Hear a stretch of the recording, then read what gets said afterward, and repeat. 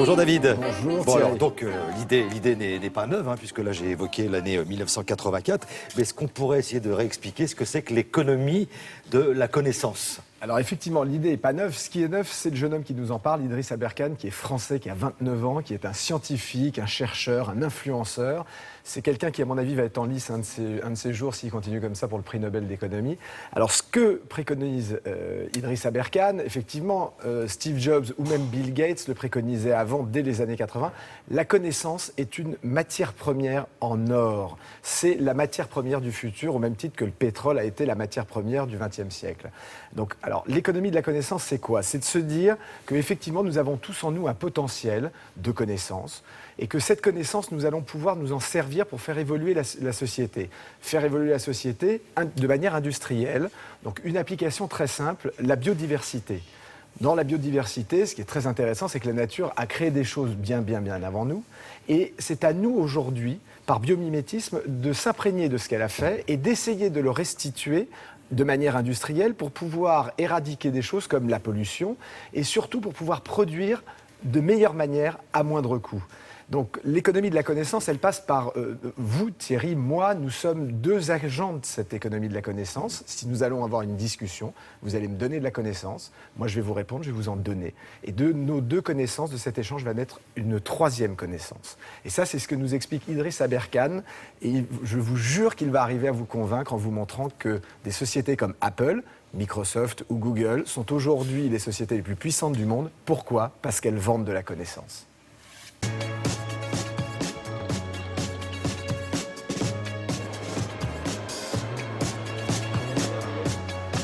Bonjour Idriss. Bonjour David. Merci de nous accueillir à la Cité des Sciences. Vous êtes les bienvenus. Qu'est-ce qu'on fait? On va voir l'expo sur le cerveau? Allons-y.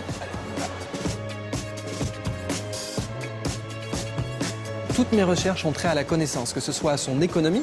L'économie de la connaissance, c'est la façon dont on échange la connaissance. Là, tout de suite, on fait une transaction. Les téléspectateurs me donnent de l'attention et du temps, et moi, je leur donne de la connaissance. Et l'autre partie, c'est la façon dont la nature nous donne de la connaissance. Et ça s'appelle le biomimétisme.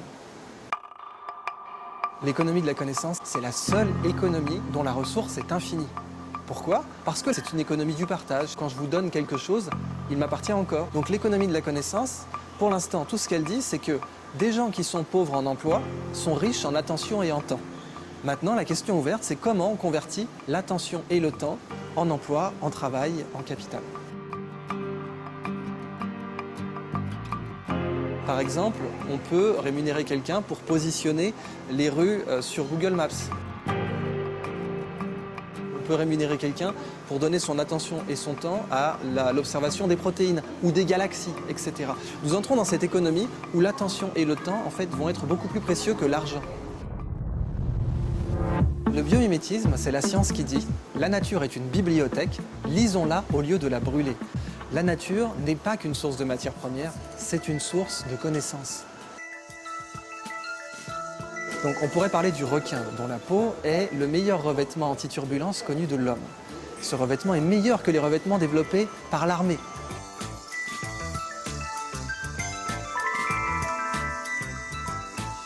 L'aquarium de la Porte Dorée, c'est un exemple de bibliothèque de biodiversité.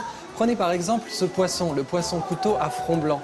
Eh bien, c'est un des meilleurs tests de potabilité au monde. Si vous faites passer de l'eau prévue pour le robinet à travers l'aquarium de ce poisson, eh bien, différentes variables du champ électrique qu'il émet vont vous permettre de savoir si l'eau est potable ou pas. Le poisson coffre, c'est le poisson le plus rapide de cet aquarium et pourtant, son volume semble assez encombrant. Bien, en fait, ce poisson optimise un problème mathématique incroyable qui est augmenter l'habitabilité et l'aérodynamisme. Si vous savez régler ce problème, vous savez faire des monospaces aérodynamiques. Eh bien, ça a servi à l'industrie automobile. Un constructeur allemand a fait un monospace en copiant directement les lignes de ce poisson. La nature fait mieux que nous en bout de chaîne et industriellement. Donc en fait, ce n'est absolument pas à la nature de produire comme nos usines, c'est à nos usines de produire comme la nature. Alors on aimerait que ça dure un peu plus longtemps parce que c'est vrai que c'est passionnant. C'est une observation de la nature pour en tirer le meilleur. Hein. C'est important. Hein. Voilà, pour en tirer le meilleur de l'avenir humain. C'est-à-dire que d'après Idriss Aberkan, on est dans une seconde renaissance. Après 1515, il y a 2015, c'est la seconde renaissance. Alors un exemple, vous allez me dire, bon c'est très beau, ce sont des idées. Non, la Corée du Sud. La Corée du Sud exporte chaque année 100 milliards de dollars de plus que la Russie. La Corée du Sud n'a aucune matière première, alors que la Russie est le pays qui a le plus grand nombre de matières premières. Un exemple juste, Thierry, là vous avez un ormeau sur l'écran. Et ben, cet ormeau, il fabrique une nacre. Cette nacre, elle est résistante aux balles perforantes ou à un tir de bazooka. Donc si on faisait un char équipé avec cette matière, si on arrivait à la recréer, eh bien on pourrait faire avancer l'industrie et la technologie.